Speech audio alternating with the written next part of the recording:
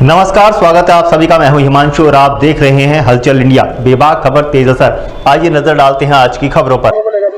Samajwadi party के राष्ट्रीय अध्यक्ष आदरणीय अखिलेश यादव जी ने निर्णय लिया है कि हम दलितों के साथ हैं और उनका जो भारत बंद का आह्वान है उसको समर्थन करने के लिए आज हम जिला कलेक्ट्रेट आए थे।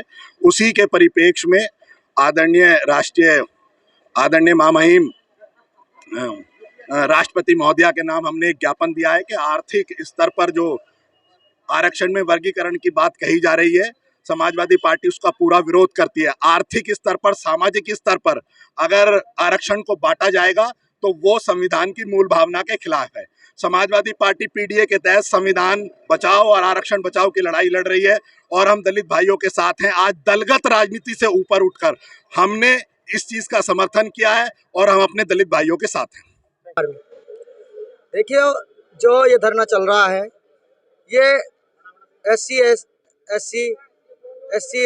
ओबीसी माइनॉरिटी के जो आरक्षण को मनवादी सरकार खत्म करने का जो काम कर रही है, इसको लेकर चल रहा है और लगातार सुप्रीम कोर्ट का विरोध हो रहा है और सरकार से मांग हो रही है कि हमारा हक और हमारा अधिकार हमें मिलना चाहिए।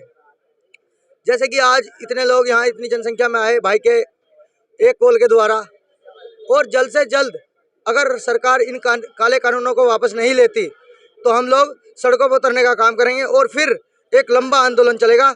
आज तो डीएम कार्यालयों पे धरना है, ऐसा ना हो कि आने वाले टाइम में यही लोग सड़कों पे उतरें अपने हक और आवाज़ के उठाने के लिए। जय। इसमें हमें समाजवादी का समर्थन है और हमारे आज़ाद समाज पार्टी, भीम आर्मी और कुछ साथी हमारे बसपा के भी हैं, और सबसे बड़ा जो समर्थन है वो हमारे एससी ओबीसी माइनॉरिटी समाज का है, क्योंकि आज ये जो लड़ाई लड़ी जा रही है उनके हकों की और अधिकारों की लड़ाई लड़ी जा रही है। और हम मनवादी सरकार को कहना चाहते हैं कि जल्द से जल्द इस काले कानून को वापस ले, नहीं तो अगली कॉल जब होगी तो सरकार को, शासन प्रशासन को देखने को वो मिलेगा कि ऐसा ना हो कि यही लोग सड़कों में उतरे और एक बड़ा आंदोलन चले। यहाँ जय भीम। अलब्द मोहम्मद सलीम सैलानी, महानगर अध्यक्ष, आजाद समाज पार्टी, मुजफ्फरनगर।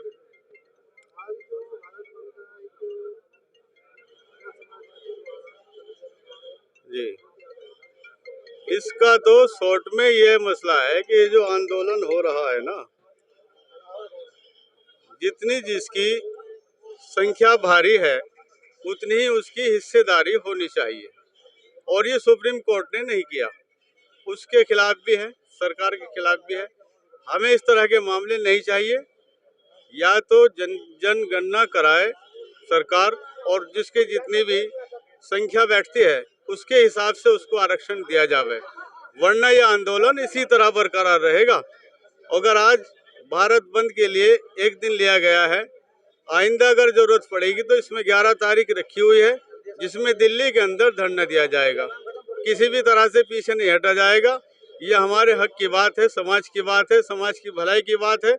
इसी तरीके से यह आंदोलन शांतिपूर्ण और सुकून के साथ चलेगा। ये नहीं कि इसमें कोई भी हुड़दंगबाजी या खुराफात पैदा होगी, ऐसा बिल्कुल नहीं होगा। सरकार से मांग की जा रही है, मांगों को पूरा उसको करना पड़ेगा। आजाद समाज पार्टी से मैं कहना चाहता हूँ, जैसे ये आंदोलन चल रहा है, अगर मांगे हम आदमियों की और हम लोगों की ना पूरी की गई तो ये ऐसे चलता रहेगा। और अभी ये शुरुआत है, इसके बाद इससे भी बड़ा प्रदर्शन होगा, धरना इससे भी बढ़ा दिया जाएगा। हम चाहते हैं कि हम सभी लोगों की मुरादें पूरी हो और मांगे पूरी की जाए।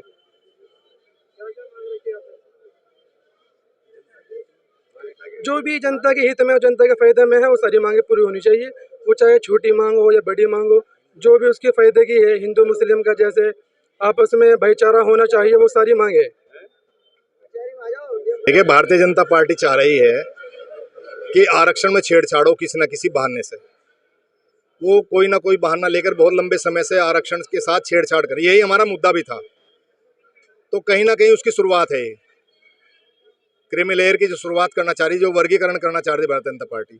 तो हमारे राष्ट्रीय अध्यक्ष आदरणीय अखिलेश यादव जो पीडीए का मुद्दा लेकर के चल रहे हैं, उन्होंने इसका संज्ञान लिया और क्योंकि दलितों ने आवाज़ उठाई, हम लोग भी सब दलित भाइयों के साथ हैं।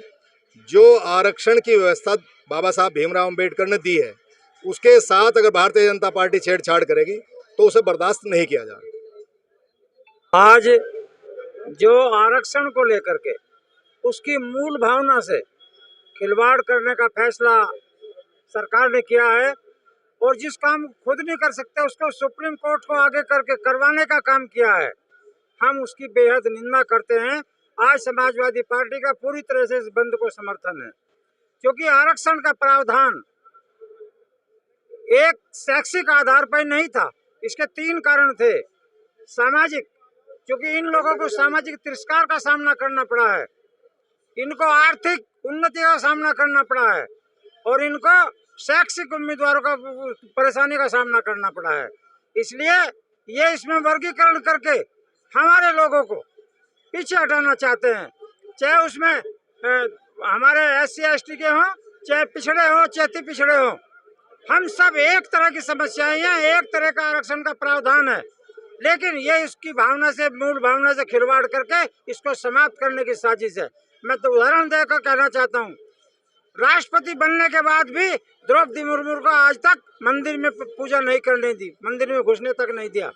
इससे पहले राष्ट्रपति थे राम गोविंद, जो हरिजन थे, उनको भी मंदिर में घुसने नहीं दिया था। इतना भेदभाव आज है आज़ादी के 75 साल बाद, तो उस वक्त क्या स्थिति होगी जब आरक्षण का प्रावधान हुआ था। इसलिए हम ये कहना चाहते हैं कि इसकी मूल भावना से छेड़छाड़ न करें और जिसको जिसका हक है उसको उतना हक मिलना ही चाहिए। 2024 को आया था, इसमें कोर्ट में कोटा क्रिमिनल के उसमें विरोध में आज धरना प्रदर्शन बहन कुमारी मायावती जी आदेश पर विरोध प्रदर्शन किया गया। क्या मांगे आपकी, क्या चाहते हैं?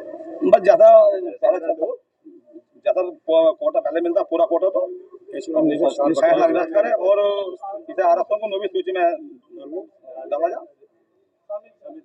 आज आप 2 दिनों के बाद आंदोलन करते दिखाई दिए, कभी आंदोलन नहीं किया, क्या कहना? बहुजन समाज पार्टी अनुसारित पार्टी शांति के साथ पहले भी आंदोलन करे, फिर भी वैसे करते रहे, कोई दंगा फसाद तोड़ फोड़ नहीं करती बहुजन समाज पार्टी। इससे आपको लगता भी नहीं कि कुछ कर रहे हैं, नहीं तो अपनी मीटिंग चलती है। ये समाज का बंटवारा है, इसलिए आंदोलन करना पड़ रहा है। वक्त हो चला है आपसे विदा लेने का। कल फिर होंगे हाजिर कुछ नई और ताज़ा खबरों के साथ। तब तक के लिए दीजिए हमें इजाजत। नमस्कार। हमारे YouTube और Facebook चैनल को फॉलो और सब्सक्राइब करना ना भूलें।